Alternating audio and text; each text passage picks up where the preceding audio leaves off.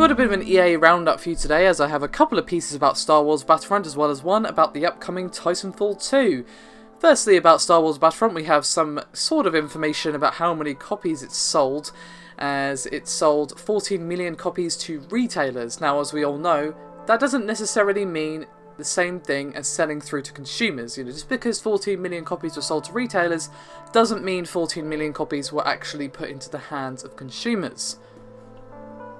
But there's no fooling ourselves, it is a very popular game and has undoubtedly done very well for EA. They also went on to note that there were 9.4 million unique players across all of EA's Battlefield games. The EA Sports also saw a big boost in audience, with a 65% increase in unique players on console in the last year, and at the end of last month these games are being played by 54 million people. And the past quarter was pretty damn good for EA, and this is the, of course, quarter ending 31st of March 2016. They managed to come away with $899 million in GAAP net income, which is a rather hefty increase from the $395 million it made at the same time last year. Looking at the full fiscal year, EA managed to get a net revenue of $4.4 billion, which is a little less than the $4.5 they made during the previous fiscal year, but still a nice number for them nonetheless. The second thing about Star Wars Battlefront is that, unsurprisingly, given the fact that it's probably done rather well, is that we will be getting a sequel next year, and this was confirmed by EA in a financial call. They also noted that Amy Hennig's Star Wars game over at Visceral will most likely be launching in 2018, so it's going to be quite some time before we see what Amy Hennig and Visceral have in store for us, but still, it is nice to even get a vague inclination of when that game is coming out. And a bit of a comment here from EA CFO Blake Jorgensen, who said, quote, "Most likely have at least one Star Wars title a year over the next 3 or 4 years. Next year we will see Star Wars Battlefront back with bigger and better worlds, because we now have the new movies to work off of and not just the historical movies that we used before." So that means some Force Awakens stuff, which is great. They could easily do that for Star Wars Battlefront and for the DLC, but never mind. I think the main thing that people are going to want for the sequel is an actual proper single-player campaign. I know that would probably get me playing it because I have no interest in it currently, so hopefully that's the case, but we just don't know. And that's the end of Star Wars Battlefront, but we have some stuff for Titanfall 2, as it is slated for a Q4 release. Now, this rather vague release window was revealed in the earnings report, where it noted that Respawn's game will be arriving in the third quarter of fiscal year 2017, which confusingly is actually the fourth quarter of calendar year 2016. So basically, it's going to be a winter release. Now, this does kind of fall in line with the previously leaked release windows we saw, where we only knew winter, which could have easily meant early 2017 as well, like a February release or maybe even early March.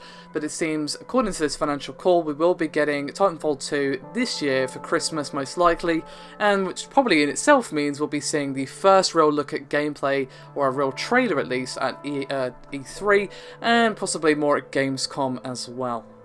Now, some of you might be thinking, isn't that a bit risky to release Titanfall 2 and Battlefield 1 in the same time? Isn't there a chance that they're basically going to cannibalize each other, or one's going to do really well and basically lampoon the other?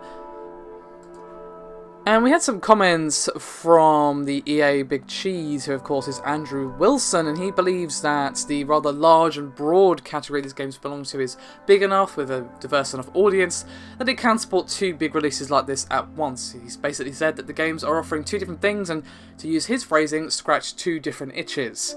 And he said, quote, "There is a very broad and diverse set of players who play games in that category are looking for to fulfill different gameplay motivations. Some people play very quick play, some people play more strategic play, and some people want both in a different context. The result is, we feel we can actually have a really strong position to deliver the broadest set of gameplay mechanics as it relates to first-person shooter genres across the 2 titles, and feel very confident that we are well positioned to do very well in that category this year."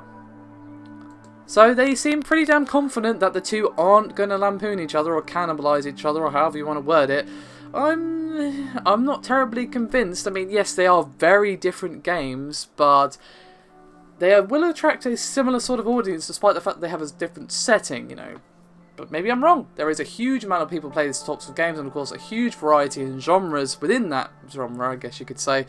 So they might have the right of it. They've obviously done their research and feel confident enough to release it at this time. So it's going to be only a matter of time, but I'm a little concerned that we will see Titanfall 2 fall by the wayside here, because Battlefield 1 is looking pretty good.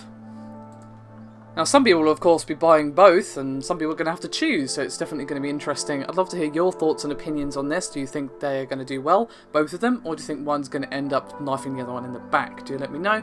Thank you very much for watching. I'll see you next time.